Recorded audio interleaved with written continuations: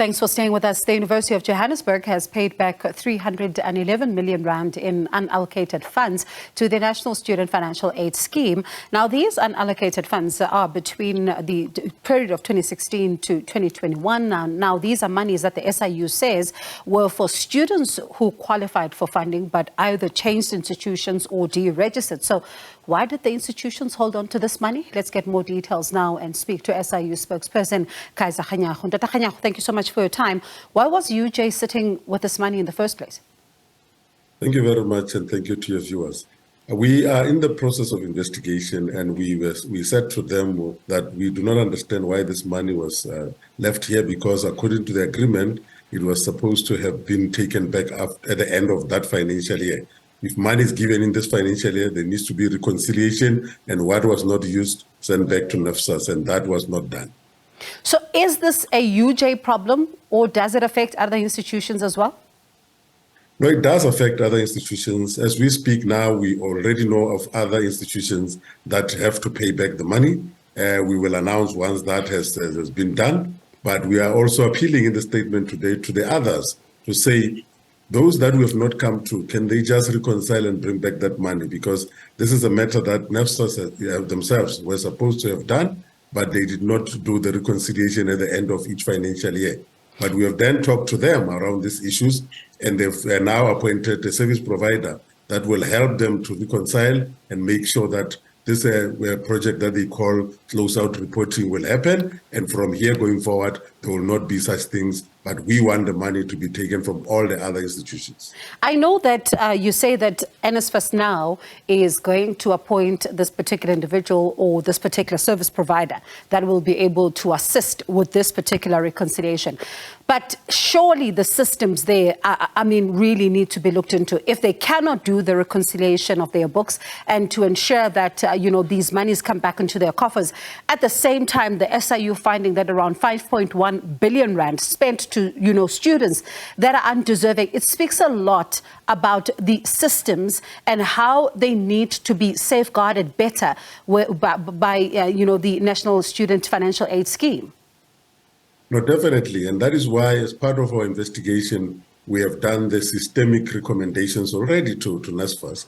And one of the things, in as far as the students are concerned, was the issue where we said that they must link their systems to both Home Affairs, SARS and SASA, which thing they have now done. And this one also, we indicated that there needs to be this reconciliation they then have done. Therefore, the people that are there now are trying their best to try and make sure that the systems are back to normal, and therefore to avoid such things happening in future.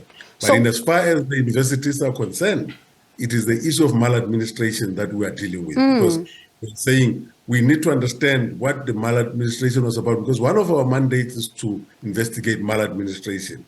And that is what we are doing in this case. So could we see, accountability in terms of either some disciplinary action or any other form of action here? Because you think about institutions, they should not have been sitting with this money, but you also think about NSFAS in itself. And I know you say the people that are there now are trying to fix the systems, but the ones from before, should we not be seeing some kind of accountability? Because it also looks like, from a vantage point of someone watching tonight, they possibly may get off scot-free. Not necessarily, and that's the reason why I'm saying that we are also investigating maladministration. Because when we find that there was maladministration happening, we then have to ask the question, who did what and who did not do what? And that will come with the consequences that follows.